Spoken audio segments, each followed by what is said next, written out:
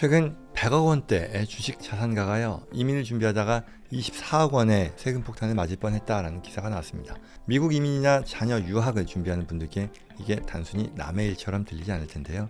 특히 2027년부터는요, 이러한 세금이 여러분 미국 주식 계좌까지 확대 적용될 예정이라 걱정하는 분들도 계실 텐데요. 하지만 이 세금 무조건 내야 하는 벌금 같은 게 아니라는 거죠. 명확한 규칙이 있고요. 또 그 규칙을 알면 합법적으로 세금 줄이거나 피할 수 있는 전략이 분명히 존재한다라는 내용입니다. 오늘 다룰 내용은요, 바로 이 국외 전출세, 한국법을 말하는 거예요. 일명 이민세인데요. 대체 이게 무슨 세금이고 왜 미국에 가는데 한국 정부에 팔지도 않은 주식에 세금을 내야 하는지 그 이유 한번 짚어보겠습니다. 제가 사실 미국 법을 프랙티스하는 미국 변호사이고 또 이 내용은 한국의 세법에서 다루는 국외 전출세와 관련된 내용이니까요.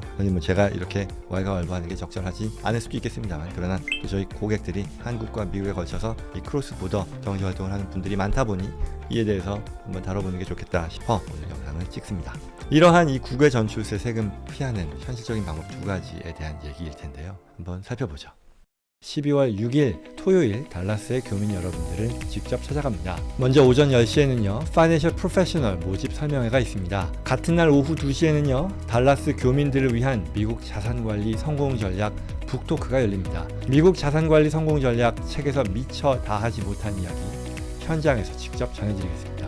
추첨을 통해 무료 상담권을 증정하는 이벤트도 준비했으니까요. 참석을 희망하는 분들은 영상 설명란 고정 댓글을 확인해 주세요. 선착순으로 마감되니 지금 바로 신청해 주시고요. 달라스 현장에서 뵙겠습니다.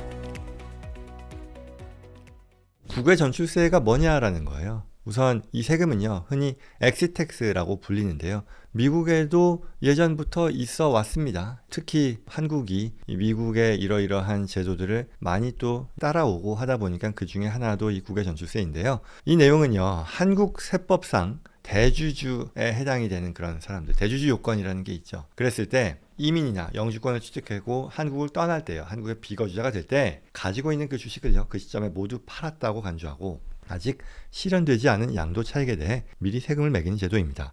미국도 마찬가지인데요. 이 제도는 결국 내가 자산을 많이 일군 사람이죠. highly appreciate 된 거일 텐데, 자산 가치가 많이 오른 자산에 대해서 이걸 지금 팔면 세금이 나올 테니 하지만 내가 국적을 포기하면, 이 나라를 떠나면 그 나라에서 부과하는 세금을 나중에 이 자산을 팔더라도 피할 수 있을 테니 국적을 포기해야지, 떠나야지 라고 하는 생각을 할 수 있을 텐데, 또 이게 뛰는 놈 위에 나는 놈이죠. 각국의 정부는 미국도 그렇고 한국도 그렇고 이런 상황을 못 봐주겠다라는 거죠. 그래, 당신이 이 나라를 떠나려고 한다면 그러세요. 하지만 그간 벌어놓은 돈에 대해서 실현되지 않은 거 마치 실현된 것으로 해서 세금 내고 나가세요 라는 이런 하나의 배경 설명이 가능하겠죠.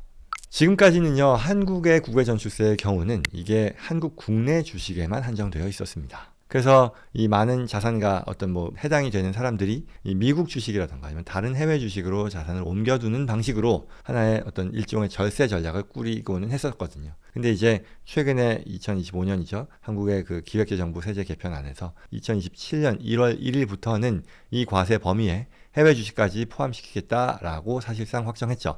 그리고 이러한 해외 주식은 국내 주식과는 달리 이 대주주 요건 충족되지 않더라도 모든 주식에 대해서, 모든 이 해외 주식 투자 대상인 그 자산의 시가평가를 요구하고 그에 대해 세금을 부과하겠다라는 거니까요. 이건 사실 서학개미 여러분들 많이 있는데, 미국에 상장된 애플이다, 테슬라다, 엔비디아다, 마이크로소프트다, 이런 주식들, 여러분이 보유한 모든 해외 주식의 미실현 이익이 이 세금의 대상이 될 수 있다라는 그런 뜻이겠죠.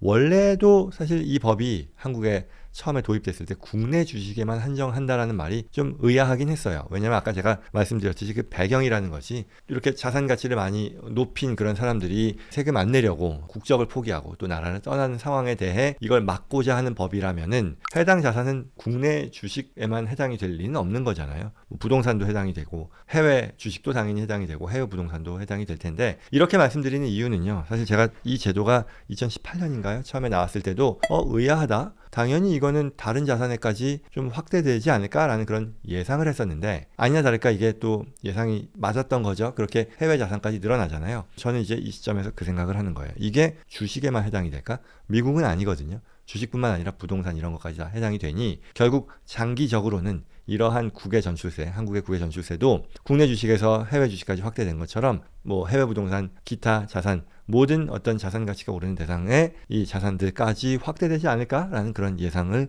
해보게 됩니다. 좀 사족으로 빠졌는데요. 아무튼 해외 주식까지 늘어나는 세제 개편이 나온 상태에서 어떻게 하겠느냐일 텐데요. 첫 번째는요. 이 세금 폭탄 피할 수 있는 길로서 증여가 있겠죠. 한국을 떠나서 비거주자가 되는 시점의 자산을 기준으로 엑시텍스요, 국외 전출세가 부과가 되는 거니까, 계산이 되는 거니까. 그럼 해답은 뭐 간단하죠. 내가 거주자 신분이었을 때, 한국 거주자 신분, 즉 출국하기 전에 과세가 될 수 있는 그 대상 자산을 합법적으로 줄여놓는 게 될 텐데요. 이를 위해 가장 실질적이고 효과적인 방법은 증여겠죠. 한국의 거주자로 남아있을 이런 가족들에게 미리 자산을 넘겨줌으로써 내가 가진 자산이 아니게 되고요. 그렇기 때문에 국외 전출세의 이 시가평가 대상 자산에서 벗어날 수 있게 된다는 거죠. 그래서 현행 그 국내 세법상 거주자인 배우자에게는 10년간 6억 원까지요. 증여세 없는 증여가 가능하고요. 또 성인 자녀에게 1인당 5천만 원까지 또 공제할 수 있으니까요. 예를 들어서 이 경우를 적극 활용한다고 하면 2027년 이전에 국외 전출세 대상이 될 해외 주식 중에 최소한 6억 원어치를 한국에 있는 배우자에게 증여한다면 이 6억 원의 자산은 국외 전출세도 없이 합법적으로 절세할 수 있겠죠. 이게 뭐 말하자면 단순화시켰을 때는 세금을 피하는 가장 현실적이고 확실한 첫 번째 전략이라고 하겠죠. 물론 이에 대해 반론도 있을 겁니다. 왜? 이 배우자가 거주자고 내가 비거주자가 되는 상황을 만드는 게 얼마나 현실적이겠느냐라는 그런 질문을 할 수도 있겠어요. 그러나 지금 말씀드린 것은 사안을 좀 단순화시키고 이에 대해 실제 이 플래닝이 어떤 식으로 나의 혜택으로 적용될 수 있는지를 보여주는 그런 취지니까요. 그 정도 감안하시면 되겠고요.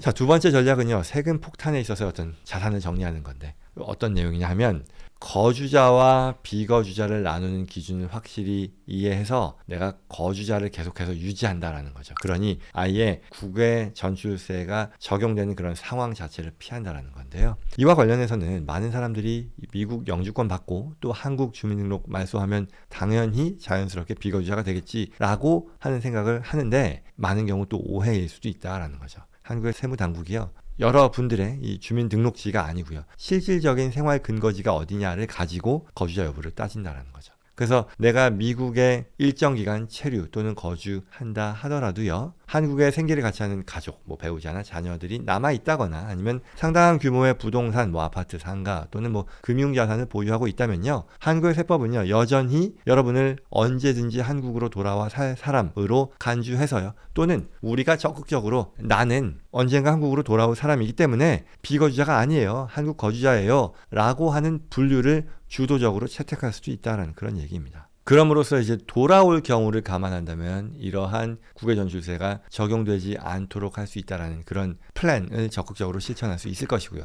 또 이와 반대도 가능하겠죠. 내가 적극적으로 비거주자를 빨리 만든다라는 그런 생각을 할 수도 있는 거잖아요.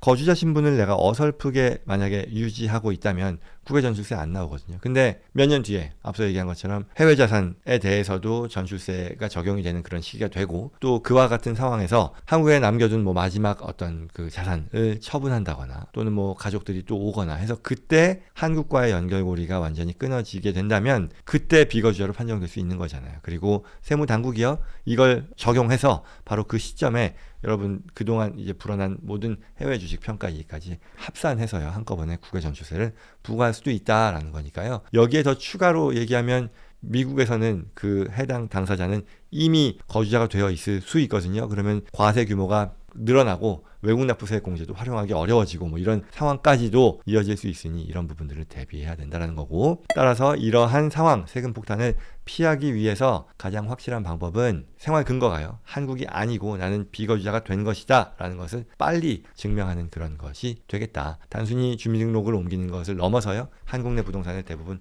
처분하고 생계를 같이 하는 가족들도 함께 이주하는 것과 같이 한국에서의 어떤 실질적인 경제 활동과 이 주된 거주지를 이제는 확실히 미국으로 옮겼다라는 객관적인 증거를 만들어야 된다. 그럼으로써 빨리 비거주자가 돼서 이러한 해외 주식에 대한 적용을 받기 전에 마무리할 수 있는 그런 방법을 채택해야 된다는 그런 얘기겠죠.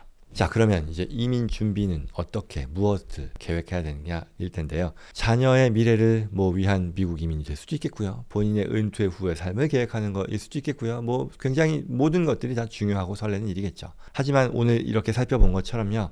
이민, 내가 새로운 나라에서 터전을 마련하고 이런 것들을 통해 돌파구를 찾아보겠다라는 것은요. 단순히 거주지만을 옮기는 게 아니라 양국의 제도를 동시에 고려해야 되는 굉장히 정교해야 한 그런 재무적 결정이다라고 하겠습니다. 특히 오늘 말씀드린 이런 한국의 국외 전출세가 해외 주식으로까지 확대되는 지금 다른 부동산과 같은 이런 자산까지도 이어질 것이라고 쉽게 예상할 수 있는데 이런 것들을 고려하면 지금 언제 어떤 순서로 한국의 자산을 정리하고 또 가족에게 증여하고 또 미국으로 이주할 것인지에 대한 시나리오를 미리 설계하는 것 굉장히 중요하겠죠. 여러분들이 평생 일군 어떤 소중한 자산을요 세금 폭탄으로부터 지키는 굉장히 중요한 길이 될 것이라는 것은 분명할 겁니다.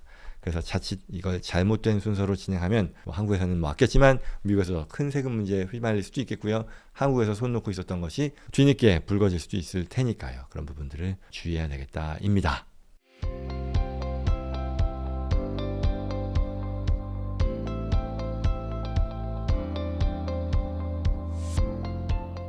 자, 오늘 내용도 도움이 되었길 바랍니다. 이민을 준비하는 분들, 새로운 삶을 계획하시는 분들이 꼭 챙겨야 되는 그 한국 법상의 그런 내용들 그리고 이게 미국에서도 어떤 식으로 연결될 수 있는지에 대한 그런 프리-이미그레이션 플래닝에 대한 얘기였는데요. 오늘 주제와 관련해서 또 도움이 필요하거나 저와 제이슨 컴퍼니 전문가들과의 상담을 희망하시는 분들은요.